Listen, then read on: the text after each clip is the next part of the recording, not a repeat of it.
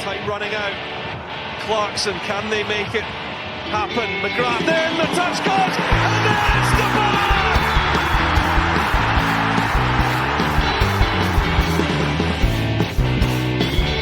Alistair Johnston simply must score to keep Celtic's treble dream alive. It's Aberdeen's cup!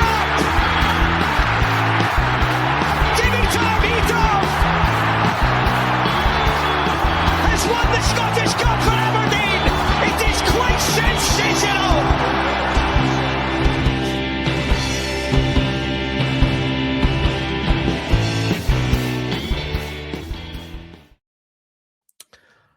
Hello and welcome along to a very, very special episode of the ABZ Football Podcast. I'm Gary Scott, and this evening we've got the honour of chatting with Gothenburg Great, a bona-fide Aberdeen legend. It is, of course, the one, the only Neil Simpson. Neil, welcome to the show. How's things? Thanks, Gary. Yeah, looking forward to chatting to you.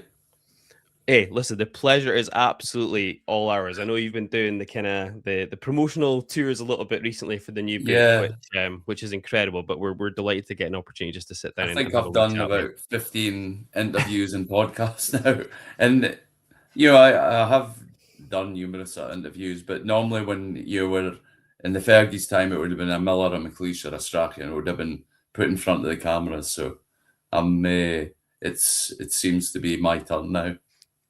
I was going to say you're getting your moment in the limelight, and it's absolutely well deserved. We decided we would frame this a little bit differently, I think, from somehow others have done it so far. So obviously, we're going to talk a little bit about the book to begin with.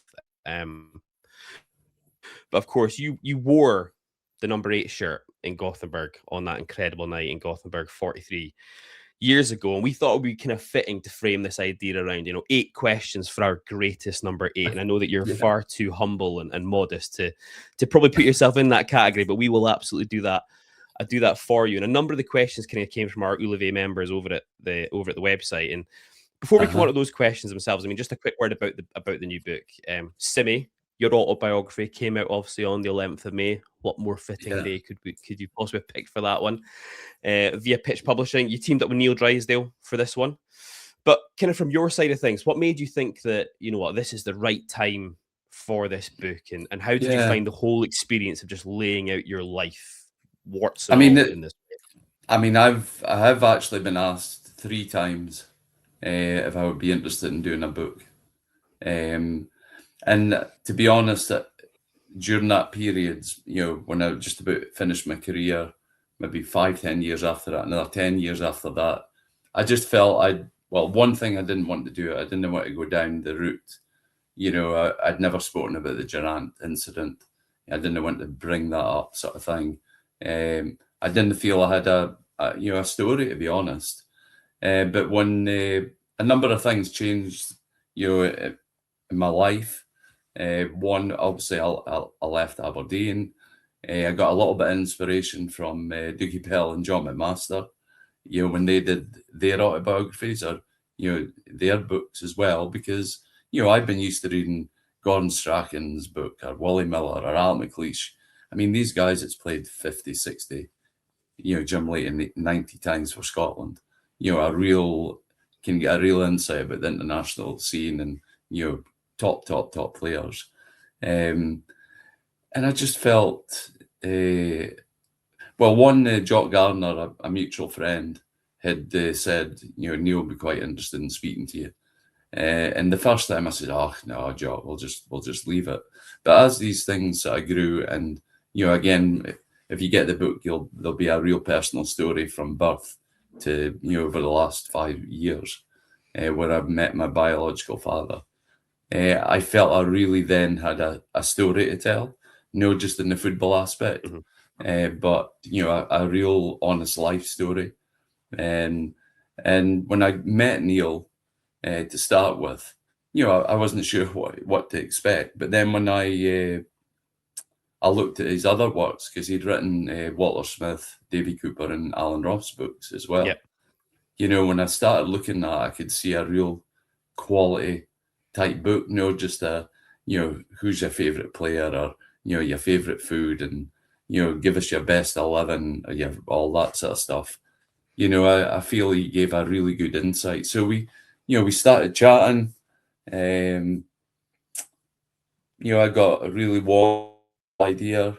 He put potential chapters that we could do, and then I finally agreed that that's something I wanted to spend a lot of time doing, because it's not just it was over about a year and a half, 2 years by the time you start speaking, and then obviously you've got to find a publisher. We spoke to 2 or 3, and we decided that Pitch Publishing was the best publisher going forward. So we actually we sat down, and every session was at the Manifield Cricket Club in Aberdeen, normally a Thursday evening. And we would just, prior to the first chapter was mostly my primary, from birth to primary school. So it gave me the opportunity, like 4 or 5 weeks in advance, to, ask my relations, some stories, think back to my childhood. Because I've got all the boys will say I've got a really good memory. I think, how do you remember that? So, piecing all that together, I took loads of notes, and then we met, and Neil would, ask me questions. I would dictate to him, and then I would go through my notes and said, we need to add this. I would need to speak about this. And then he went back, wrote it up, brought the whole story to life. And then I would critique that. So, for example, there might be, Jim instead of James, or, and there might be words, and I would say Neil Simpson would never say that. So we had to change that. So chapter 1 bedded in by, the end of January, and then we were, I knew then 4 or 5 weeks time we were looking at, like my secondary school years, and all the trials I had at English clubs and stories from that. So that was the process. Was about 2 years before the book came out, really.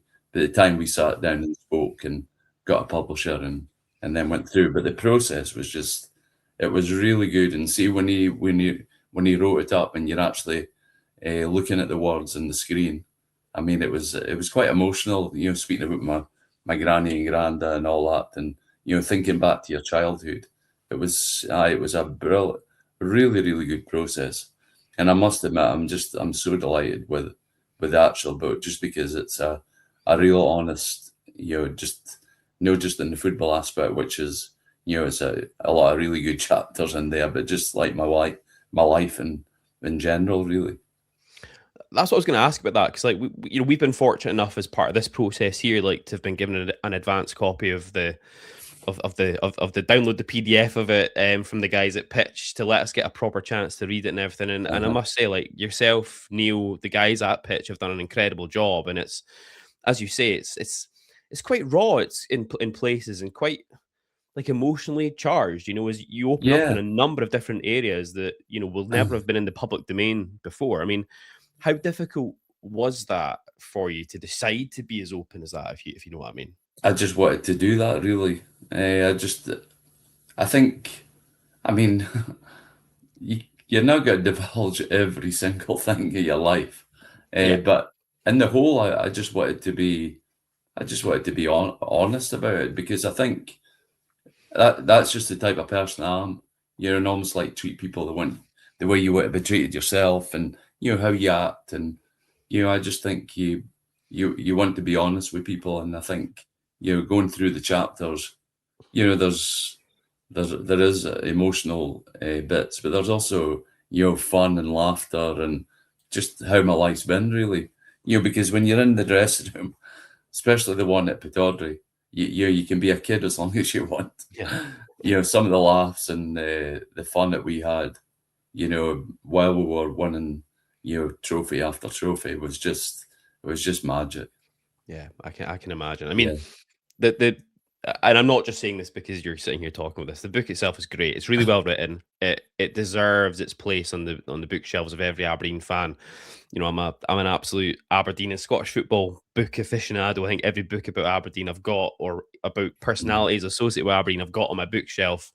It absolutely deserves to be on every Aberdeen fan's bookshelf and fans of Scottish football in general. It's available now, obviously, in all good bookstores, maybe some bad bookstores as well. There are those out there, the likes of Amazon, etc. You can get a hold of it there. We'll put a link to But also some of my the my places to buy website it. as well. And the I website can as well. speak about as well. I've got a website, neilsimpson8.com, where again, what I wanted to do was, when you were a player at Aberdeen, instead of the big huge 1,000 people at Tekka, we were physically had to go to all these supporters clubs. Yeah. But just how good is that? You're going out to the different clubs. So you had the list like 4 and 5 weeks in advance, and you're going there.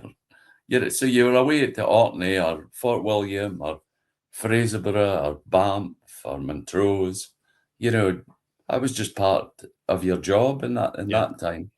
And you were meeting, the supporters. And I suppose what I wanted to do, if you're not going to be able to see Indy to sign a book, but at least they can come and buy one off there with a signed or dedicated copy. Yeah, absolutely. No, definitely. Actually, just going on that, I think it's an interesting piece because obviously, like the modern game from that perspective has changed a lot. And we're actually going to come on. The first question I got is about that change, I guess, in the modern game to a certain extent. But do you think that football is lost a little bit? Just exactly that there. You kind of talked about that, that the manager there is demanding you guys are going out to local supporters clubs, not so local supporters club to do your bit.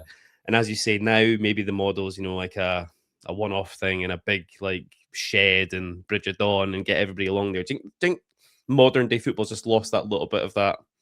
Definitely. That Social touch? media, you can, everybody's got an opinion. Everybody, you can see what all the players are doing, and in the social side, and the club do well in terms of promoting their social media. But I do think, I remember as a kid, Willie Miller actually and Ian here and someone else came out to Newmaha Youth Club.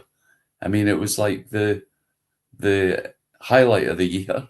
When these guys come out to the youth club. And I also remember the Clooney Castle just out the road from where I stay. They had a big fete, and Bobby Clark and Jim Hermiston were doing Beat the Goalie. Beat the Goalie, yeah. I mean, that's unbelievable. Can you imagine saying to meet off, or you're going out to Clooney and spending 3 hours taking penalty kicks against all ages? Yeah. With the threat of staving your thumb or breaking your finger or something. I mean, that's just, I just can't believe that. That time. 100%. I remember it well as well. Like being, Cromie Primary School and that. And I think in my era, we'd have had probably the likes of like Ian Jess and Scott Booth, and these boys would have been coming through as young players at the time, and they were clearly sent out in the road to come and do it. But it was just magic. It was just that. Yeah. You just felt that kind of, I don't know, the footballs and everything. Then they just felt like more like real individuals. You know what I mean? They're not just something you see on social media and any of that kind of stuff. But I guess if we want to talk about like real people, right? The first question I had here was about somebody who I don't think you could class as being anything other than genuine or a real person. It's Teddy Scott, because it's so clear through the book about just how much of an impact Teddy had on you as an individual, right? And as a person, and then obviously as a footballer as well. And I think now when you look across every club in Scotland, every club's probably got a character a bit like Teddy in their history as well, right? There'll be somebody there in a similar vein, and Teddy just happens to be the one that we associate with at Aberdeen. I mean, do you think as well that the kind of values and everything that these guys instilled back in the day, again, that modern day kind of football's just lost a little bit of that? Or do you think that there are still people who are dedicated? Values? Yeah, there is still dedicated and people who have the values, but I think when I went to Aberdeen, you did the boots, you helped with the kit, you put the goals up, you took the goals down, you tidied up. It was just it was a real apprenticeship in terms of not just football, but learning about take the hampers. For example, you had to take the hampers in, take the hampers out, and it's amazing. The young players that came through at Aberdeen, even when they were first team players, carried that on. It wasn't just, oh, you're the younger guy of the group, you do it. It was just part of you then. It's just part of your education. That's how you act. That's what you do. and I think that is lost a little bit now because there's so many people in different jobs that everybody's got their specific role rather than everybody mucking in. Because I remember Teddy forgot to pack somebody's shin pads a game, I think it was at Ibrox, and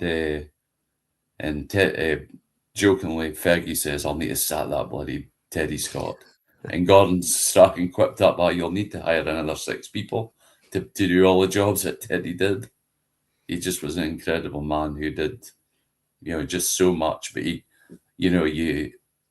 was hard, fair, but hey, you had to work. You couldn't be a slacker because you wouldn't have got on at all.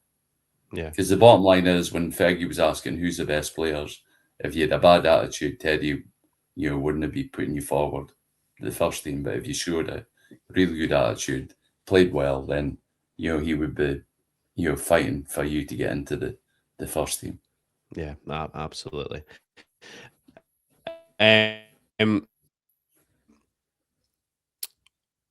Move on to question 2.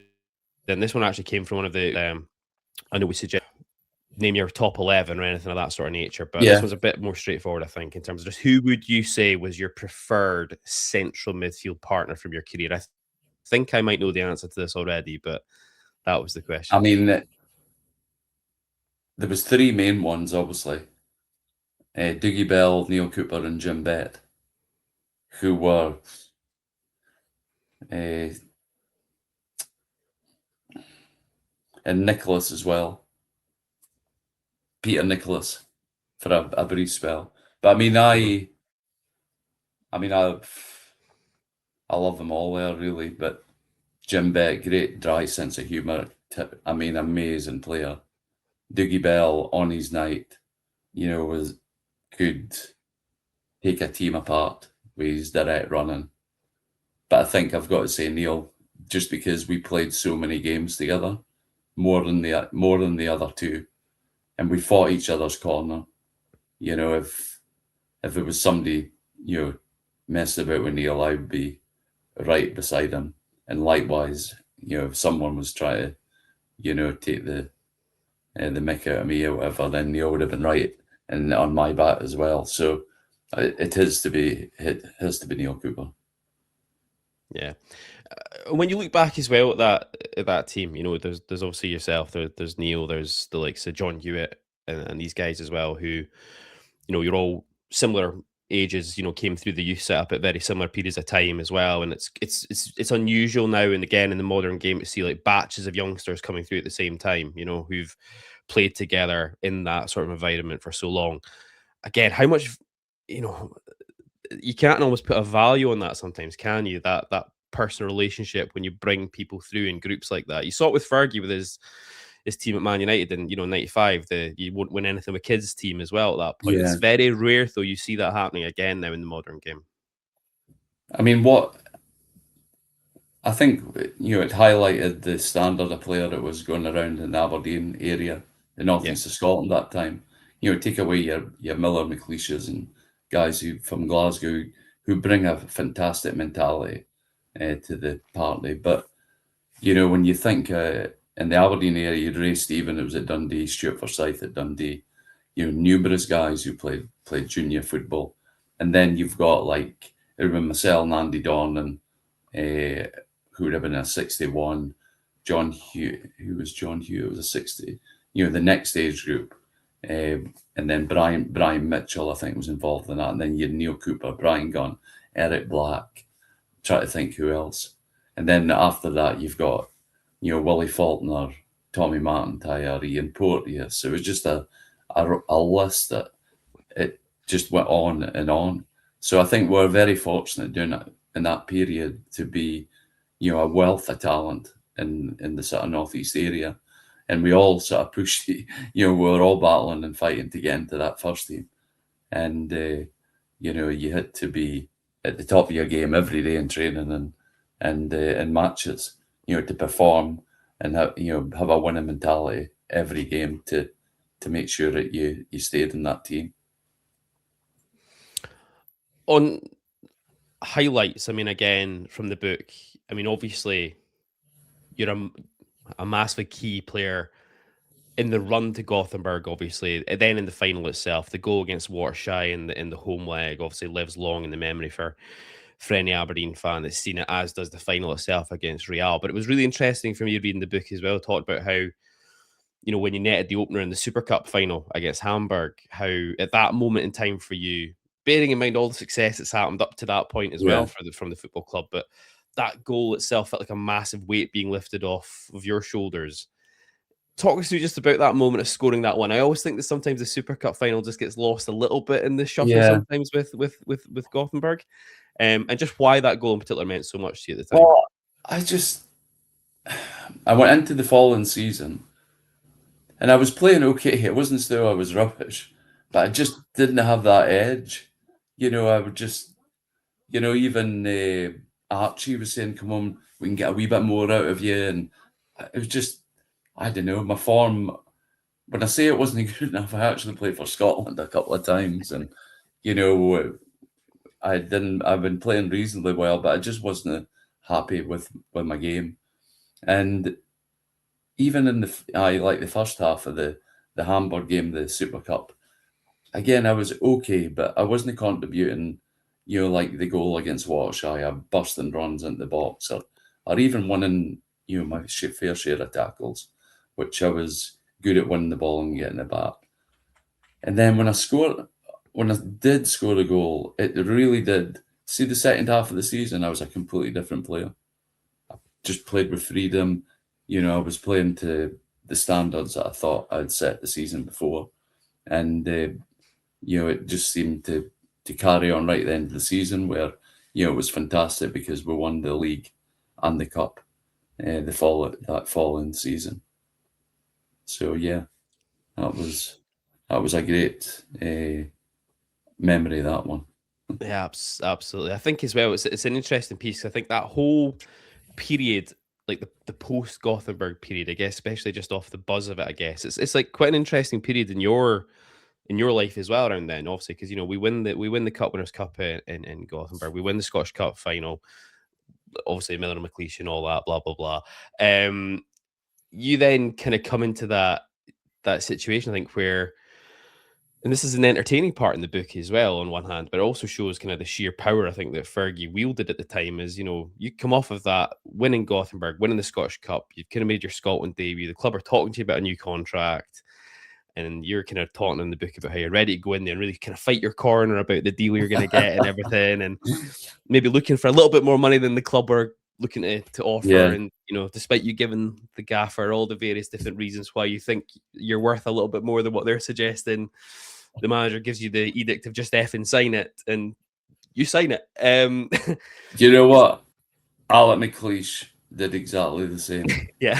I'm sure he got offered a lot more money than me, to be honest, but we've spoken, and he goes, I can't believe it. I've just signed a contract. I wasn't going to sign it. This is when he was in a younger, just, obviously established and started playing with Scotland, just similar to myself. I mean, he had so much power. And the thing is, the power he had is he could pick you in the team. Yeah. And see if you were to fight over a contract. The next minute you would be, in the reserves or in the bench. Well, I'm not saying if you were playing to high standard, I'm sure there could have been a solution. But on the whole, Fergie had so much power and authority over everybody that, you daren't to cross him, to be honest. So I signed the contract. I was really miffed after I signed it, but there you go. That's how it goes.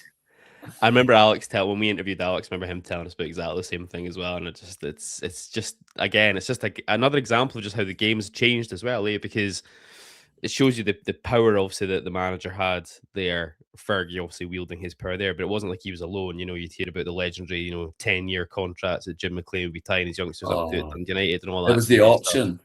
Yeah, it was. I actually had a 2-year with a 2-year option. That was my first sort of contract. And of course, at the end of 2 years, they opted to carry on my 2-year option. So I had a year left of that to go. And I mean, we won the European Cup Winners' Cup. My basic salary was £100 a week. So there was no riches in those days. And that's the thing. It's just changed days, and you look at the Bosman ruling and all that kind of stuff to just totally flip this on its head and give players the power all of a sudden, or a lot more power than they previously had, obviously before that. And it kind of leads me just into that a bit of a follow up question about Fergie. It came from Bob Moore from the ULA members as well, and it's around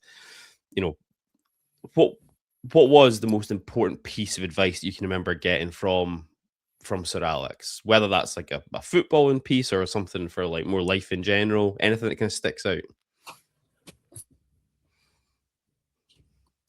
See, when you were in the corridor and he would go past you, he would say, "How's my best midfielder doing?" And you used to go with your chest out a mile and think, "That's amazing," he thinks. And then years later, when you're speaking to Tatty and Dougie Bell, he said exactly the same to them.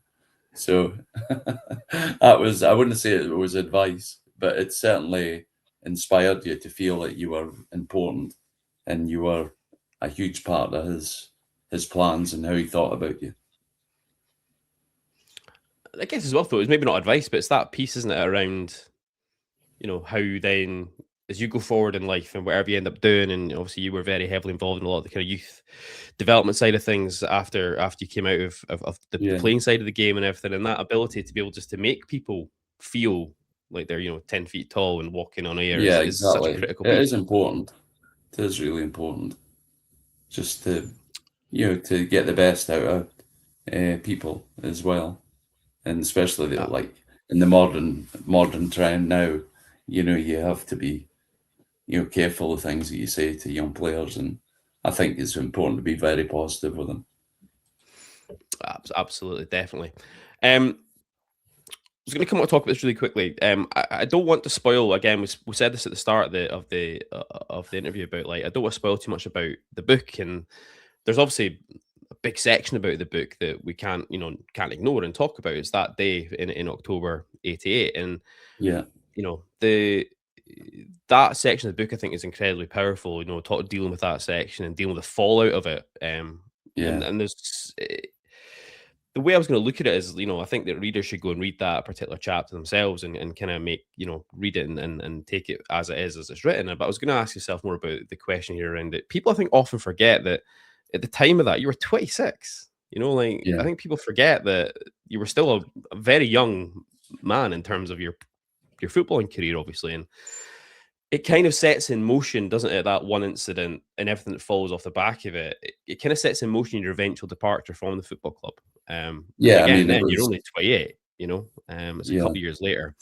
You leave the club in the summer of 1990 after 310 appearances, all the trophy wins and everything, 31 goals. At the time, and even looking back on it now, though, for you, how galling was it for you that this was the way in which your kind of playing career at Aberdeen kind of came to an end? I genuinely think even if that incident hadn't happened, I probably would have left Aberdeen anyway at that point. Well, just because I was getting so many different types of injuries. Yeah, I was really struggling to get a bit of momentum and a regular run of games that would get me back to the levels and the standards that I'd probably set in the early to mid 80s. I was really, you can imagine if you're on this, on the treatment table and you're trying to get fit and you get back fit and you play a couple of games and then, you strain another muscle or you pull your calf, then it's your groin, then it's your hamstring. You get to a stage where, how do you actually get fit? And then you're questioning all the methods, you're questioning, should I be doing this type of runs to be fit? Should I be doing more weight training? Should be, you get yourself all twisted up and deciding what's the best recovery, from all the different injuries. But, even during that tough times with injuries, I mean, I remember, was it 86? 86, 87. I think I'd hardly played any games. And I played the last 12 games, I think, for Aberdeen. We played Dundee United in Scottish Cup. It was 3 games. And Andy Rotsburgh come watch me in the replay. And I actually had a really good game that day. And then at the end of the season, I played for Scotland against England at Hampden. So, for all the disappointment, I ended up at the end of that season with a real high. Mhm. And then the same happened really in 87, 88, where I played against England at Wembley, again, recurrent injuries. So I think, it was a huge wrench to leave the club. I had some magnificent times, and it did feel like you were leaving part of your family away, when you went out of Pittodrie the last time. But I think probably the writing was on the wall for myself personally, just because, other players like Brian Grant was starting to come through and do really well. And again, there was another clutch of young players, your Boos, your Jess, Graham Watsons, players of that ilk. So yeah, I think I'd a great career, but the latter part of it probably was a little bit disappointing. On that as well, I always think this is quite an interesting piece because there was a few of the boys from that Gothenburg team in particular, some of the young boys who struggled with injuries persistently, later on, while they were still quite young men, really, in their professional life. Eric Black obviously had like really bad issues with his back and everything. Obviously, John Hewitt had some issues later on in career. Obviously, probably now in the modern day again, like with sports science and the advent of all that, there'd probably be all this talk about managing minutes and all that kind of good stuff. Do you put a lot of that down? Do you put any of that down to just the sheer amount of games you played as probably developing teenagers still? I think you need to build resilience as well. Sports science is good, but when there's a player, you play a game and then 2 days later you play another game, and then do you play the full 90 minutes and you're feeling a wee bit tight, and but if I get through this, then psychologically, it just breaks a barrier. And I mean, Teddy Scott would organise games left, right, and centre if he could. But I remember once, and it's in the book, we played on the Saturday, and I can't remember who it was. In fact, I checked all these games on the AFC Heritage site. Yeah. And so we played Saturday for the reserves. There was the second 11 cup final and the Reserve League Cup semi-final, both 2 legs. So we played Rangers on the Monday at Ibrox, Rangers on the Tuesday at Ibrox, and then they decided to get the games fitted in. We played a 3 o'clock kickoff against Rangers at Pittodrie on the Wednesday, and a 7:30 against Rangers on the Wednesday. And I played every 90 minutes of that games. The sports scientists. Really, I should have been in the treatment table for 2 months after that. But you just got on, and you just did it, and that was just part of your building, as I said, resilience, showing that you could you had the stamina and the resilience to play all these games, and we didn't know any better. But I think in hindsight, I must admit I played with injuries all the time. I got stretchered off against Dundee United. I think it was maybe 31st, one New Year, on the Tuesday. And then on the Friday, Fergie says, "How's your ankle feeling?" It was like a balloon. It was really like an elf. And I says, "Still really sore." He says, "What do you think about tomorrow?" And I went, "Oh." He says, "How about we just do a wee fitness test tomorrow? I'll get Archie to take you out." Just what you need. So the Friday night, I'm on the hot and cold the whole night to try and get my ankle even better. And it was still really sore. But anyway, I got inch tape around my ankle. Then a figure of 8. It was like a stookie had on my foot when I was doing my fitness test. And it was really it was a hard pitch as well. We played Morton. And I was limping, and Archie said, "You're looking a lot better than what you were yesterday." I says, "It is a lot better." He says, I think you could give it a go." I said, okay, I'll give it a go." So I played in 90 minutes, scored, we won 2-0. And Monday morning, my ankle was even bigger. And I actually missed I think it was the next 2 games after that. So again, you played with injuries. One, you didn't want Indy taking your place. Yeah. You love competing and playing. So, if you could, mask an injury, which I did numerous times, then, you want to let that get in the way of, being part of the great Aberdeen teams. Yeah, absolutely. Yeah. You touch on the book around the fact, I think it's Terry Scott's testimonial in 99 that, there's the reuniting of the Gothenburg Greats on the pitch that evening. And that's, I guess, where you kind of seriously start to kind of think about the idea about return to the club at some point. And after all that had kind of gone before, I mean, how pleased were you, on a personal level, to make that return? And then, the contribution that you put in on the development side of the football club, and then the pride, I guess, as well, about being awarded your own well overdue.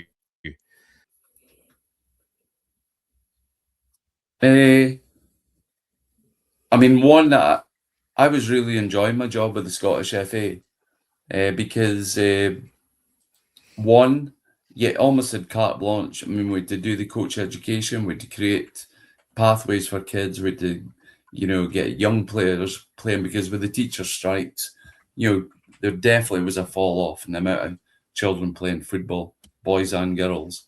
So, I mean, I just threw myself into that job, organised, soccer centres, soccer sevens, groups. The holiday programs were massive. I really worked hard with a lot of the coaches. I got a lot of local coaches in all different areas of Melbourne, right through to, Banff and Fraserburgh, Peterhead, Mintlaw, all these players. In fact, Kim Little used to come to the goal-getters in Mintlaw. But anyway, and then I started a regional coaches association, and there was over 200 members of that. I was really, it was a thriving area for football. But then when I got the opportunity to go back to Aberdeen and be part of their community programme, and the community in those days was football in the community. It wasn't all the other, amazing things that they do now. But so we started off, and the beauty of that was I then put Aberdeen's badge onto all the leaflets, and I took over all the areas that we'd already done. So again, it got Aberdeen Football Club, and from Elgin, Forest, all these areas, it's someone from Aberdeen promoting the club and everything, which I thought was excellent.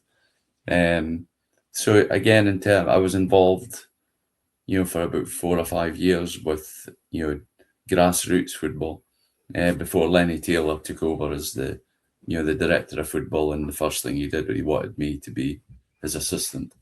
So I was only too happy to, to make that step from grassroots to, working with the elite players at Aberdeen. And then, just was good. The follow-up question there, Neil, was just about, the pride as well, that testimonial being awarded in 2013. No, I was well aware that there was so many supporters groups were putting letters into the club and, we need to get you a testimonial and everything. And,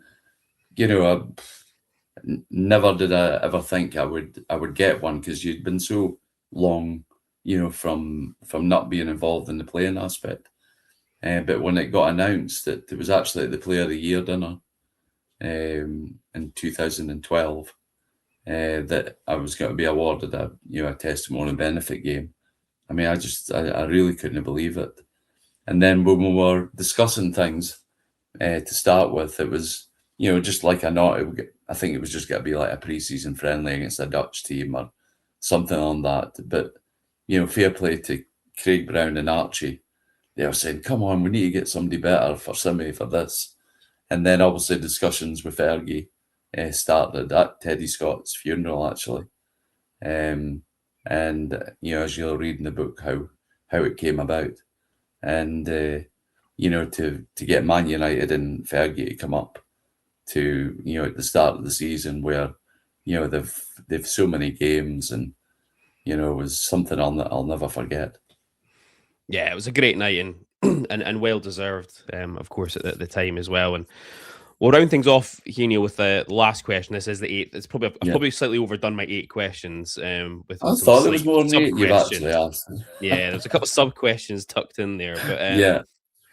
obviously, part of an Aberdeen side in that late 70s through to the kind of mid late 80s team who just dominated Scottish football, obviously. And the question I was going to ask is about just your views about whether it can it be redone by somebody. I mean, you talk in the book as well about last season's Scottish Cup win for the Dons and how moved you were by the event and the scenes kind of surrounding the city in the days afterwards. And we're talking tonight at a moment where actually, with the scorelines as they stand at the moment, Hearts have just gone 1-up against Falkirk and Celtic are 1-0 down at Motherwell. It could be the situation tonight that Hearts actually win the title tonight. I think, albeit Hearts have been helped somewhat by the circumstances that both Celtic and Rangers have found themselves in the season, but you've got to be there to do it ultimately. But do you think there could be a time where a team could really kind of challenge that duopoly on an extended period in Scottish football? I'd love to say yes, but I just have my doubts. I just think the spending power of Celtic and Rangers is such that they can see. Well, when our youth team players used to play Celtic and Rangers, I would go, there should be no. They haven't signed an under 13 for 5.8 million or 12. They're just the same kids as you. Yeah. So the youth players should be the same. But the problem is the standard of player they can buy, might be from the top leagues in Europe, which, leaves Aberdeen at a bit of disadvantage, because it's just so difficult, and money does play a huge part. But I mean, if Hearts win the league this year, I think it would just be brilliant for Scottish football, although a few of my mates would be saying something different to that. But I don't think it would be something that Hearts would be a dominant force for 2, 3, 4 years.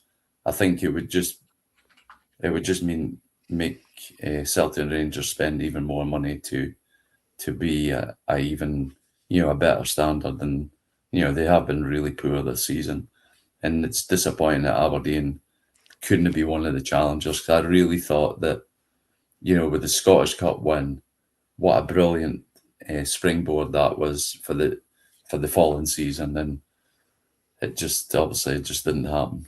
Just hasn't happened, unfortunately. You say it's almost like a sliding doors moment, isn't it? Where if we could have just had our stuff sorted out a little bit better this season, you'd never know. You never know. Like I said, there's about it's just gone 30 minutes in those games just now, so there's still a long way to go this evening. But at the moment, as things stand, it could be that unfortunately our proud record of being the last team to won the league in Scotland outside the Glasgow 2 might go this evening, but let's wait and see what happens there. But that lets us kind of wrap things up really nicely, Neil. I mean, like I say, it's been an absolute pleasure getting an opportunity to talk to you. I'll say it again: the book is a superb read. Yourself and Neil Drysdale have done a tremendous job in putting it together and really bringing your story to life, I think. And again, I've said it before, and I'll say it again, that any Aberdeen fan I'd recommend goes and picks it up, or any fan of Scottish football who's happens to be watching as well picks up a copy. You can buy a signed and a dedicated copy, of course, over at neilsimpson8.com. Neil Simpson, once again, thank you so much for taking the time to join us in the ABZ Football Podcast. All the very best. Thank you, and all the best to yourselves. Cheers. Stand free. Stand free.